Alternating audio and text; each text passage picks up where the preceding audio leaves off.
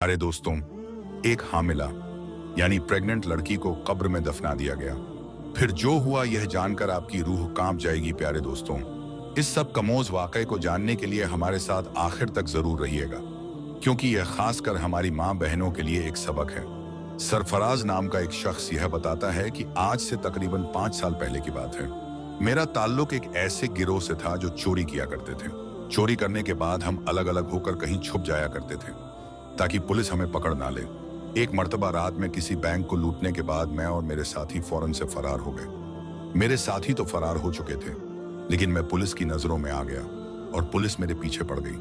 मैं तेजी से भागता हुआ अलग अलग रास्ते बदलता रहा और आखिरकार पुलिस की नजरों से छुपने में कामयाब हो गया। फिर मैं एक बस पर बैठ गया और दूर कहीं जाकर उतरा जहां मैं उतरा था।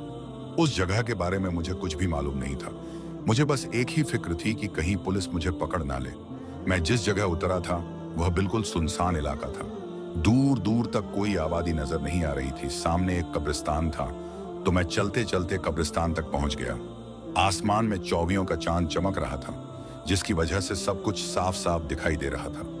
मैंने सोचा कि आज रात कब्रिस्तान में गुजार लेता हूँ, सुबह होते ही यहाँ से निकल जाऊंगा। मैं बहुत सख्त जान और मजबूत दिल का मालिक था।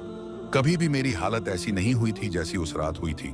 उस रात मैंने फैसला कर लिया कि मैं आइंदा से कोई ऐसा काम नहीं करूंगा जहां जान के लाले पड़ जाएं। मैं बुरा नहीं था, बस बुरे दोस्तों की सोहबत में पड़कर मैं बुरा बन गया था। मैं कब्रिस्तान में एक कब्र के करीब जाकर लेट गया। मेरे पास एक शॉल थी जो काफी मोटी थी।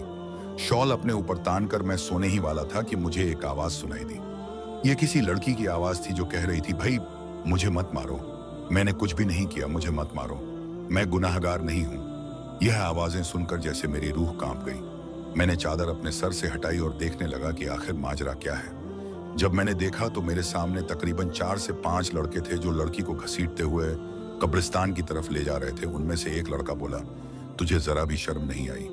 हम भाइयों की इज्जत तूने खाक में मिला दी। हम तो समझ रहे थे कि तू खाला के घर पर है, लेकिन अब पता चला कि तू तो हराम और नाजायज बच्चे को अपने पेट में लिए घूम रही थी। एक लड़के ने उस लड़की को पकड़ा हुआ था और बाकी 4 कब्र खोदने में मशगूल हो गए। कब्र खोदने के बाद उन्होंने लड़की को जिंदा कब्र में फेंक दिया और मिट्टी डालने लगे। यह मंजर देखकर तो मेरे होश उड़ गए। मैं हैरान रह गया। उनमें से एक लड़का बोला, जल्दी करो, कोई देख लेगा। उन्होंने जल्दी जल्दी लड़की को जिंदा कब्र के अंदर दफन कर दिया और वहां से चले गए। लड़की को कब्र में जिंदा दफन करने के बाद वह सब वहां से भाग चुके थे। मैं एकदम से अपनी जगह से उठा, उस कब्र के करीब गया और जल्दबाजी में वह लोग कुदाल वहीं पर छोड़कर भाग गए थे। जल्दी से उस कब्र को दोबारा खोदना शुरू कर दिया, क्योंकि मैंने देखा था कि उसे जमीन में दफन किया गया था। मेरी पूरी कोशिश ये थी कि मैं उस लड़की को कब्र से जिंदा बाहर निकाल लूं। जब उस लड़की की चीख की आवाज कब्र के अंदर से मुझे सुनाई दे रही थी तो मुझे हौसला हुआ कि वह लड़की अभी तक जिंदा है। मैं अपनी पूरी ताकत लगा रहा था कि जल्दी से कब्र को खोद सकूं। मैं कोई नेक इंसान नहीं था, एक आम सा आदमी था, लेकिन मेरी जगह कोई भी होता तो जिंदा दफन होने वाली लड़की को निकालने की कोशिश जरूर करता। मेरे ख्याल से कोई भी इतना बेजीर नहीं हो सकता जितना उस लड़की के भाई थे। किसी को जिंदा कब्र में दफन करना, यह भला कहाँ की इंसानियत थी। मैं कब्र को खोल रहा था और मैंने कब्र में एक सुराख भी कर दिया था ताकि लड़की तक ऑक्सीजन आसानी से पहुंचती रहे। लेकिन अचानक ही उस लड़की की चीखें बुलंद हुई तो मेरी जान निकल गई।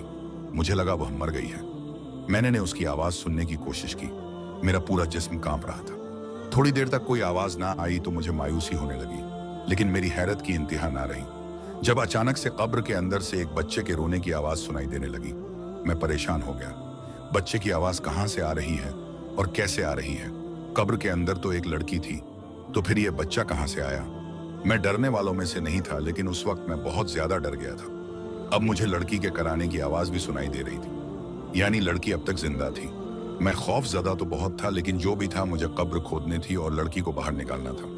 मैंने एक बार फिर से अपने अंदर हिम्मत जमा की, लेकिन जैसे ही कब्र मुकम्मल तौर पर खुली तो मुझे ऐसा लगा जैसे मेरे पैरों तले से जमीन सरक गई हो, क्योंकि कब्र में एक पैदा हुआ बच्चा पड़ा था और वह लड़की निढाल सी कब्र में पड़ी हुई थी। मुझे यह समझने में कोई लम्हा भी ना लगा कि वह लड़की हमल से थी और उसने कब्र में बच्चे को जन्म दिया है। मैंने हिम्मत करके उस लड़की को और उसके बच्चे को कब्र से बाहर निकाला। मेरी जो शॉल थी उसे मैंने उस लड़की के जिस्म पर डाल दिया। लड़की की हालत खराब थी और वह तकलीफ में थी और वह बच्चा मुसलसल रोए जा रहा था। मेरी कुछ भी समझ में नहीं आ रहा था कि आखिर मैं क्या करूं। अचानक हाईवे पर मुझे एक वैन आती हुई न नजर आई। मैंने उस बच्चे और मां को छोड़कर जल्दी से हाईवे की तरफ दौड़ा। मैंने वैन को रोकने का इशारा किया।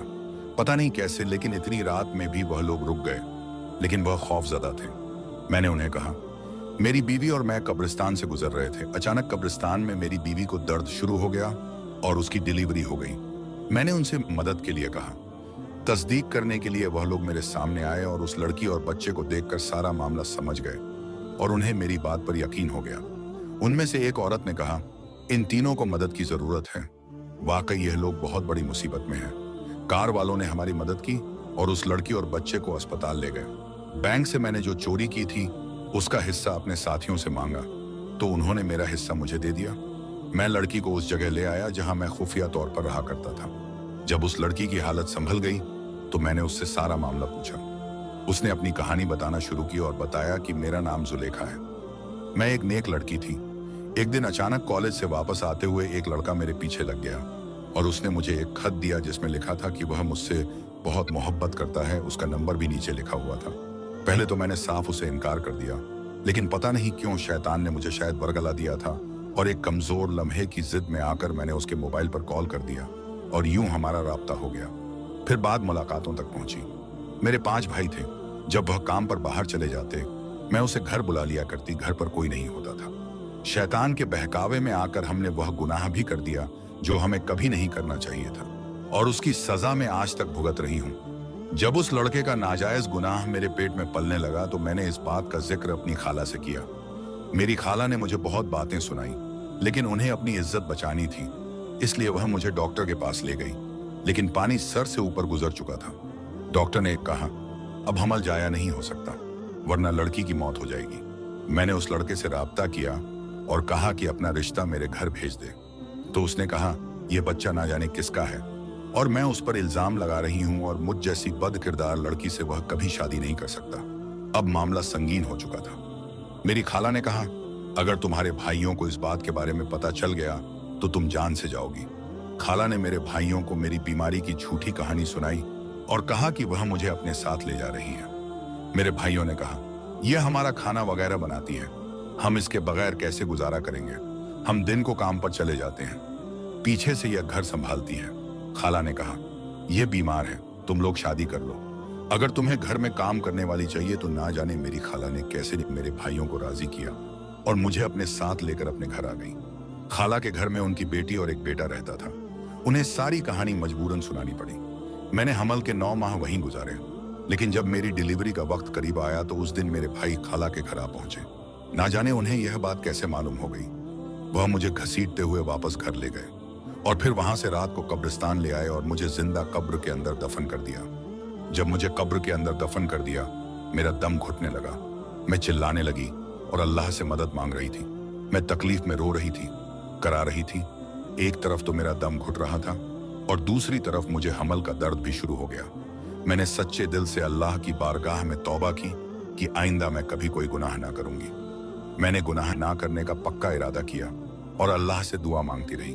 मैंने कहा, मैंने रोजे रखे, नमाज पढ़ी, तहज्जुद अदा की और मैं गुमराह हो गई। ऐ मेरे रब, मुझे आखिरी मौका दे दे, मुझे इस कब्र से निकाल दे। मैं सारी जिंदगी कभी कोई गुनाह ना करूंगी। अगर मेरी कोई नेकी तुझे पसंद है तो उसकी बदौलत मुझे माफ कर दे, उसके बदले मुझे आज यहाँ से निकाल दे। मैं उस वक्त जानती थी कि आधी रातों को कब्रिस्तान में कोई भी मुझे बचाने नहीं आएगा, लेकिन उस वक्त मैंने दिल से अल्लाह को पुकारा था और मेरा यकीन कामिल था, उन लोगों ने कब्र में ज्यादा मिट्टी नहीं डाली थी। इसके बाद तुम आ गए। तुमने पहली कोशिश में ही मेरे लिए हवा का रास्ता खोल दिया था। एक पल को मुझे ऐसा लगा कि शायद मेरे भाई वापस आ गए मुझे निकालने के लिए, क्योंकि उस वक्त उनके सिवा कब्रिस्तान में कोई और मौजूद नहीं था। लेकिन फिर मेरा दिमाग काम करना बंद कर चुका था, क्योंकि बच्चे की पैदाइश का वक्त करीब आ चुका था। कितनी अजीब बात है ना। मैं यह सोचकर हैरान हूं कि मेरा बच्चा कैसे बचा, जिसने अपनी पहली सांस कब्र के अंदर ली। लोग दुनिया में आते हैं और अपनी आखिरी सांसों के बाद कब्र में जाते हैं, लेकिन इस अनोखे बच्चे की जिंदगी की शुरुआत ही अनोखी थी, जिसने जिंदगी की पहली सांस कब्र के अंदर ली। मैंने अल्लाह से वादा किया था कि अब मैं कभी कोई गुनाह नहीं करूंगी। मैं अपने तमाम गुनाहों से तौबा कर चुकी हूँ। हम अपने रब को भुलाते हैं और गुनाहों में लट जाते हैं, लेकिन वह हमें कभी नहीं भूलता। मैं तहज्जुद गुजार लड़की थी, खूब इबादत करती थी, लेकिन मैं बहक गई और अपने रब को भूल बैठी। लेकिन देखो तो सही, अल्लाह ने किस तरह से मेरी मदद की। आज मैं यह सोच रही हूँ कि मैंने अपने इतने मेहरबान रब की नाफरमानी क्यों की थी, उस शख्स की खातिर जिसने मुझ पर बद किरदार का इल्जाम लगाकर मुझे बीच राह में छोड़ दिया। सरफराज कहता है कि जुलेखा अपनी कहानी सुनाकर फूट फूट कर रोने लगी तो मैं भी सोच में पड़ गया। यह तमाम वाकया मेरे लिए भी बहुत इत्तेदान न था। मैं भी इस वाकये का हिस्सा था। उसी वक्त मैंने अल्लाह की बारगाह में अपने तमाम गुनाहों से सच्ची तौबा कर ली। मैंने जुलेखा के साथ निकाह करने का फैसला किया। जुलेखा से शादी का फैसला मैंने सिर्फ अपने अल्लाह की रजा के लिए किया था, ताकि अल्लाह मेरे पिछले तमाम गुनाह माफ कर दे। आज मैं इल्म रखने वाला बंदा हूँ। मैंने इस्लाम के बारे में बहुत कुछ सीखा है। मेरी बीवी औरतों को दर्स देती है और अल्लाह के फजल और करम से हम खुशहाल जिंदगी बसर कर रहे हैं। आज महसूस होता है कि जिंदगी में हर तरफ सुकून और नूर ही नूर है। सुभान अल्लाह। प्यारे दोस्तों, उम्मीद करते हैं कि आज की यह कहानी आपको पसंद आई होगी। अगर पसंद आई है तो इसे अपनी फैमिली, दोस्तों और रिश्तेदारों के साथ जरूर शेयर करें, ताकि उन्हें भी इससे इबरत हासिल हो। चैनल को सब्सक्राइब करें और कमेंट बॉक्स में अल्लाह अकबर जरूर लिखें। शुक्रिया। अल्लाह हाफिज।